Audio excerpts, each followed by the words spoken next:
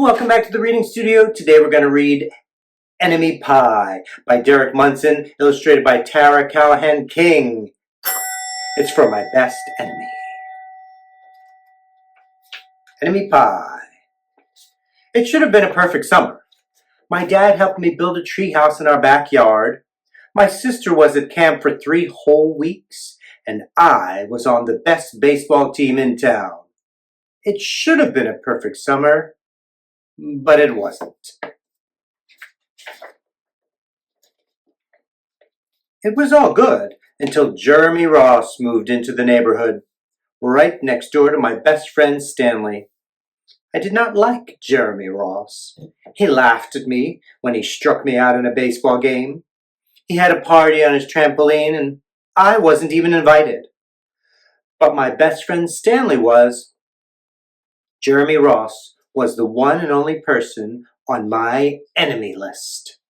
I never even had an enemy list until he moved into the neighborhood. But as soon as he came along, I needed one. I hung it up in my treehouse where Jeremy Ross was not allowed to go. Dad understood stuff like enemies. He told me that when he was my age, he had enemies too. But he knew of a way to get rid of them. I asked him to tell me how. Tell you how? I'll show you how, he said. He pulled a really old recipe off the kitchen shelf. Inside there was a worn-out scrap of paper with faded writing. Dad held it up and squinted at it. Enemy pie, he said, satisfied. You may be wondering what exactly is enemy pie. I was wondering too, but Dad said the recipe was so secret, he couldn't even tell me. I decided it must be magic. I begged him to tell me something, anything. I will tell you this, he said. Enemy pie is the fastest known way to get rid of enemies. Now, of course, this got my mind working. What kinds of things, disgusting things, would I put into a pie for an enemy? I brought Dad some weeds from the garden, but he just shook his head. I brought him some earthworms and rocks, but he didn't think he'd need those. I gave him the gum I'd been chewing on all morning. He gave it right back to me. I went out to play alone. I shot baskets until the basketball got stuck on the roof. I threw a boomerang that never came back to me. And all the while, I listened to the sounds of my dad chopping and stirring and blending the ingredients of enemy pie. This could be a great summer after all. Enemy pie was going to be awful. I tried to imagine how terrible it must smell, or worse yet, what it would look like. But when I was in the backyard looking for ladybugs, I smelled something really, really, really good. And as far as I could tell, it was coming from our kitchen. I was a bit confused. I went in to ask Dad what was wrong. Enemy pie shouldn't smell this good. But Dad was smart. If enemy pie smelled bad, your enemy would never eat it, he said. I could tell he'd made enemy pie before. The buzzer rang and Dad put on the oven mitts and pulled the pie out of the oven. It looked like plain old pie. It looked good enough to eat. I was catching on. But still, I wasn't really sure how this enemy pie worked. What exactly did it do to enemies? Maybe it made their hair fall out, or their breath stinky. Maybe it made bullies cry. I asked Dad, but he was no help. He wouldn't tell me a thing. But while the pie cooled, he filled me in on my job. He talked quietly.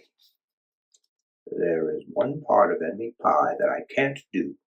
In order for it to work, you need to spend a day with your enemy. Even worse, you have to be nice to him. It's not easy, but that's the way that enemy pie can work. Are you sure you want to go through with this? Of course I was. It sounded horrible. It was scary, but it was worth a try. All I had to do was spend one day with Jeremy Ross. Then he'd be out of my hair for the rest of my life. I rode my bike to his house and knocked on the door. When Jeremy opened the door, he seemed surprised. He stood on the other side of the screen door and looked at me, waiting for me to say something. I was nervous. Can you play? I asked. He looked confused. I'll go ask my mom, he said. He came back with his shoes in his hand. His mom walked around the corner to say hello. You boys stay out of trouble, she said, smiling. We rode bikes for a while and played on the trampoline. Then we made some water balloons and threw them at the neighbor girls. But we missed. Jeremy's mom made us lunch. After lunch, we went over to my house. It was strange, but I was kind of having fun with my enemy. He almost seemed nice. But of course I couldn't tell Dad that, since he had worked so hard to make this enemy pie. Jeremy Ross liked my basketball hoop. He said he wished he had a basketball hoop, but they didn't have room for one. I let him win a game just to be nice. Jeremy Ross knew how to throw a boomerang. He threw it, and it came right back to him.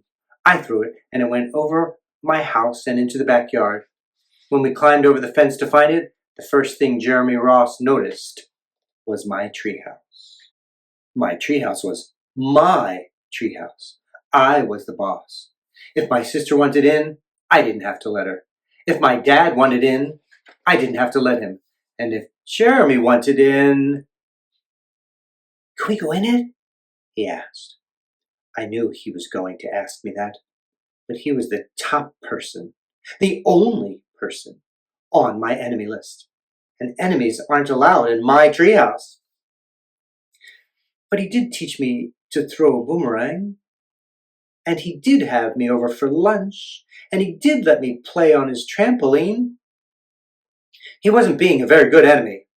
Okay, I said, but hold on. I climbed up ahead of him and tore the enemy list off the wall. I had a checkerboard and some cards in the treehouse, and we played games until my dad called us down for dinner. We pretended we didn't hear him, and when he came out to get us, we tried to hide from him. Somehow, he found us. Dad made us macaroni and cheese for dinner, my favorite. It was Jeremy's favorite, too. Maybe Jeremy Ross wasn't so bad after all. I was beginning to think that maybe we should just forget about enemy pie. But sure enough, after dinner, Dad brought out the pie. I watched as he cut the pie into 8 thick slices. Dad, I said, it sure is nice having a new friend in the neighborhood. I was trying to get his attention and trying to tell him that Jeremy Ross was no longer my enemy, but Dad only smiled and nodded. I think he thought I was just pretending. Dad dished up 3 plates side by side with big pieces of pie and giant scoops of ice cream. He passed one to me and one to Jeremy. Wow, Jeremy said, looking at the pie. My dad never makes pies like this. It was at this point that I panicked. I didn't want Jeremy to eat enemy pie. He was my friend. I couldn't let him eat it. Jeremy, don't eat it. It's bad pie. I think it's poisonous or something.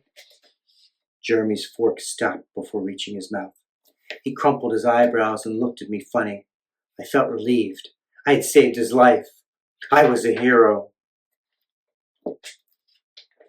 If it's so bad, Jeremy asked, then why has your dad already eaten half of it? I turned to look at my dad. Sure enough, he was eating enemy pie. Good stuff, he mumbled through a mouthful. And that was all he said. I sat there watching them eat enemy pie for a few seconds. Dad was laughing. Jeremy was happily eating. And neither of them was losing any hair. It seemed safe enough, so I took a tiny taste. Enemy pie was delicious. After dessert, Jeremy rode his bike home, but not before inviting me over to play on his trampoline in the morning. He said he'd teach me how to flip. As for enemy pie, I still don't know how to make it. I still wonder if enemies really do hate it, or if their hair falls out, or their breath turns bad. But I don't know if I'll ever get an answer because I just lost my best enemy. The end. Thanks for tuning in. Thanks for having some enemy pie with me. And please like and subscribe. See you next time on the Reading Studio.